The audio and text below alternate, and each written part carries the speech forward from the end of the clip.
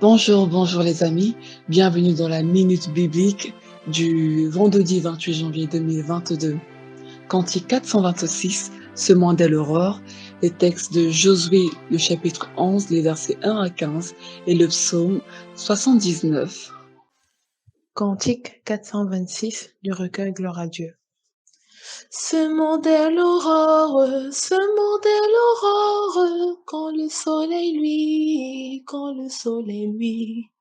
et semons encore, lorsque vient la nuit, je peux faire éclore la fleur et le fruit. Bon courage amis, nous irons joyeux cueillir les épis. Bon courage amis, nous irons joyeux cueillir les épis.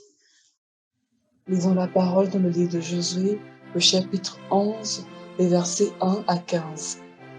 Javan, roi de Hatzor, ayant appris ces choses, envoya des messagers à Jobab, roi de Madon, au roi de Shimron, au roi d'Achaf, au roi qui était au nord dans la montagne, dans la plaine au midi de Kinéret, dans la vallée et sur les hauteurs de Dor à l'Occident, aux Cananéens de l'Orient et de l'Occident, aux Amoréens, aux Essiens, aux Phérésiens, aux Chébuséens dans la montagne et aux Éviens au pied de l'Hermon dans le pays de Mitzpah. Ils sortirent eux et toute leur armée avec eux, formant un peuple inébranlable, comme le sable qui est sur le bord de la mer, et ayant des chevaux et des chars en très grande quantité. Tous ces rois fixèrent un lieu de réunion et vinrent camper ensemble près des eaux de Méron pour combattre contre Israël. L'Éternel dit à Josué, ne les crains point, car demain à ce moment-ci, je les livrerai tous frappés devant Israël. Tu couperas les jarrets à leurs chevaux, et tu brûleras au feu leurs chars.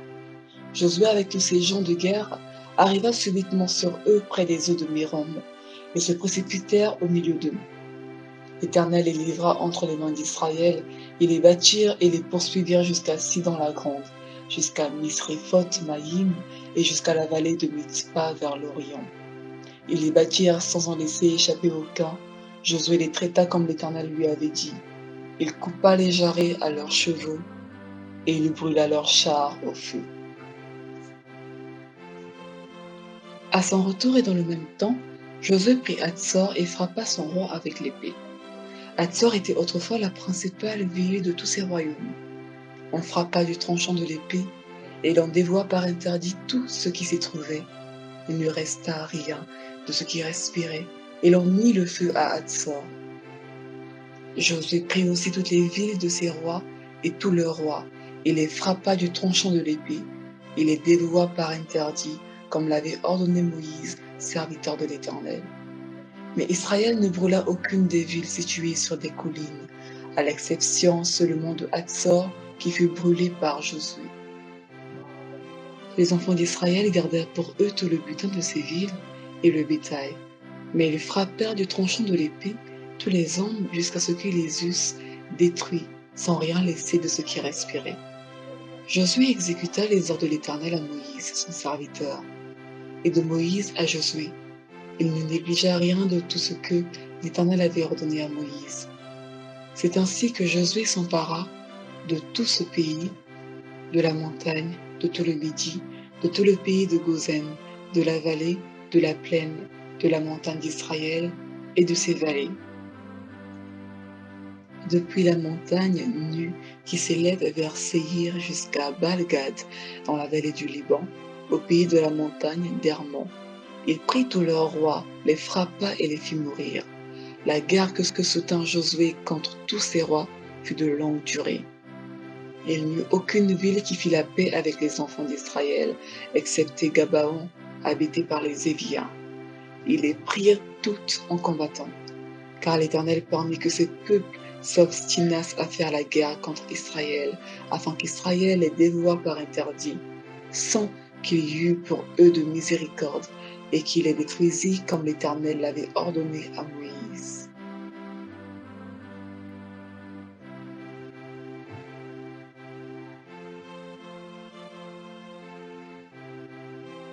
Dans le même temps, Josué se mit en marche et il extermina les Anakim de la montagne d'Hébron, de Débir, d'Anab, de la montagne de Juda et de toute la montagne d'Israël. Josué les dévoua par interdit avec leurs villes. Il ne resta point d'Anakim dans le pays des enfants d'Israël. Il n'en resta qu'à Gaza, à Gath et à Asdod. Josué s'empara donc de tout le pays selon tout ce que l'Éternel avait dit à Moïse. Et Josué le donna en héritage à Israël, à chacun sa portion d'après leur tribu. Puis le pays fut en repos et sans guerre. Amen. Psaume 79. Ô Dieu, les nations ont envahi ton héritage. Elles ont profané ton saint temple.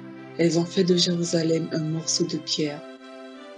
Elles ont livré les cadavres de tes serviteurs en pâture aux oiseaux du ciel, la chair de tes fidèles aux bêtes de la terre. Elles ont versé leur sang comme de l'eau tout autour de Jérusalem.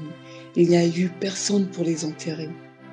Nous sommes devenus un objet d'opprobre pour nos voisins, de moquerie et de risée pour ceux qui nous entourent.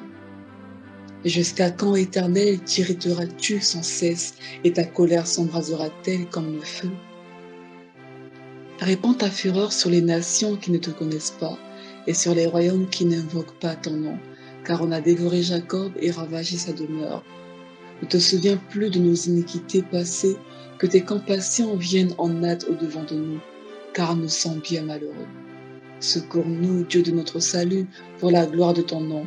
Délivre-nous et pardonne nos péchés à cause de ton nom. Pourquoi les nations diraient-elles, où est leur Dieu, qu'on sache en notre présence parmi les nations, que tu venges le sang de tes serviteurs, le sang répandu.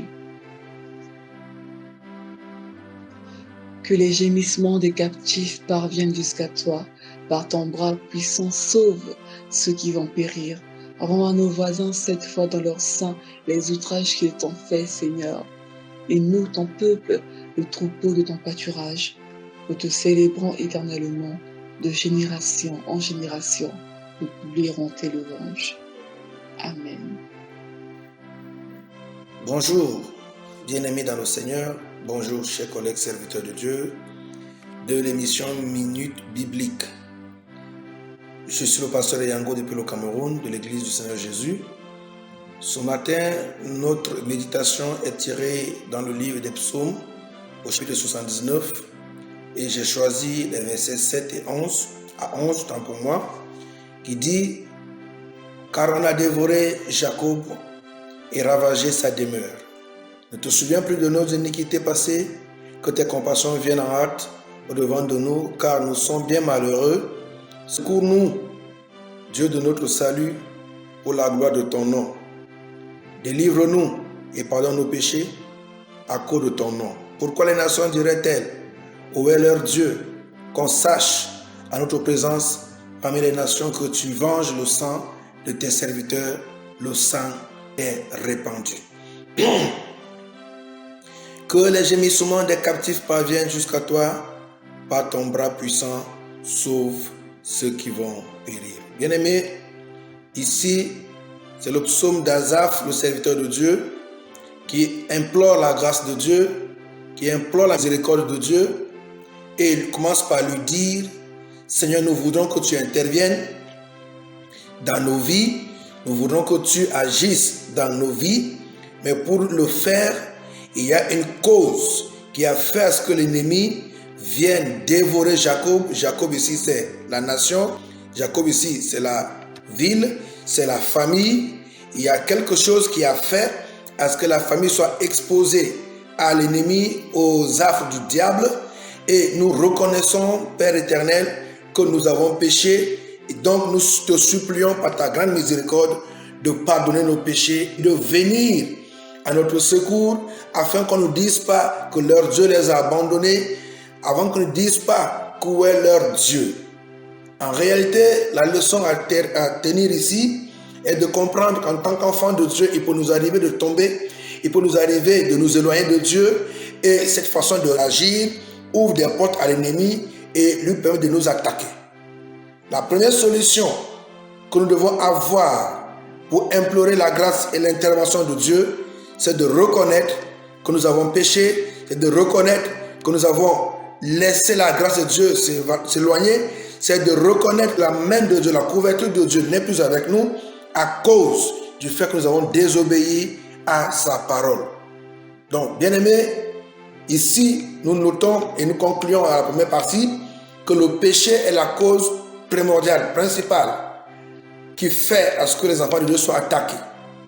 Lorsqu'il s'agit d'une attaque, nous comprenons tout simplement qu'il y a eu des fissures, et ces fissures, ce sont des erreurs de notre vie quotidienne que nous commettons. Mais Dieu nous dit ici qu'il est prêt à nous pardonner, il est prêt à venir au secours si premièrement nous reconnaissons comme Asaph l'a fait, et Dieu viendra pour les secourir. Dans Josué 11, verset 4 à 6, nous avons la confirmation de ce que j'ai dit au premier plan. La Bible dit, ils sortirent eux et toutes leurs armées avec eux, formant un peuple innombrable comme le sable et qui est sur le bord de la mer, et ayant des chevaux et des chars en très grande quantité. Tous ces rois fixèrent un lieu de réunion et vinrent camper ensemble près des eaux de Mérom pour combattre contre Israël. Israël, dans le premier passage que nous avons lu, est appelé Jacob. C'est la même personne. Et le verset 6 nous dit, l'Éternel dit à Josué, ne les crains point, car demain, en ce moment-ci, je les livrerai tous frappés devant Israël. Tu couperas les jarrets à leurs chevaux et tu brûleras au feu leurs chars.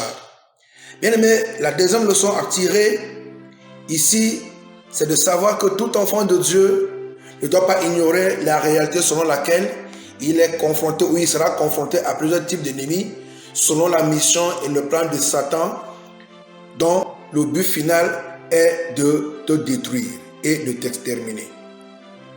À cause de ta vie, à cause des projets de Dieu pour toi, le diable enverra des ennemis, il enverra des sorciers, il enverra des démons, il enverra des esprits des eaux, il enverra des esprits de blocage pour t'empêcher de te réaliser, pour t'empêcher de rentrer dans la grâce que le Seigneur t'a réservée. En 2022, certainement il y a des choses que nous n'avons pas pu accomplir en 2021.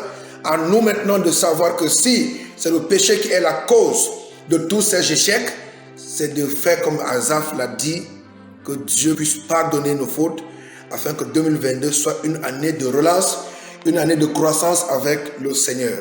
Nous devons être rassurés en tant que véritables enfants de Dieu, et que lorsque nous sommes dans le péché, nous nous repentons, Dieu se repent, Dieu revient de son ardeur et vient nous bénir, et vient nous défendre, il vient intervenir dans nos vies lorsque le diable va se lever avec ses multiples façades pour nous empêcher d'avancer. N'abandonnons pas, bien-aimés, le Seigneur, n'abandonnons pas nos vies entre les mains du diable, ne laissons pas Satan torpiller nos vies, ne laissons pas Satan manipuler et manœuvrer nos vies, parce que notre Dieu nous a créé à son image, selon sa ressemblance. Il ne laissera point, il ne permettra point que ton pied chancelle contre une pierre. Seulement reviens de ta mauvaise voie, si tu es dans la mauvaise voie, et accepte Jésus, repars à zéro avec lui. 2022, une année de croissance pour toi, une année de nouveau départ avec le Seigneur.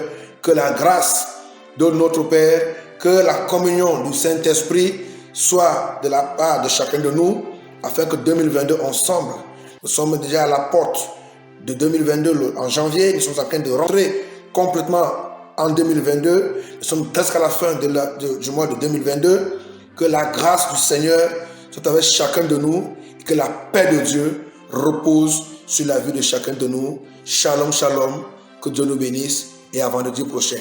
Amen. Merci pour votre attention et que la paix du Seigneur soit avec vous. Excellent vendredi à tous.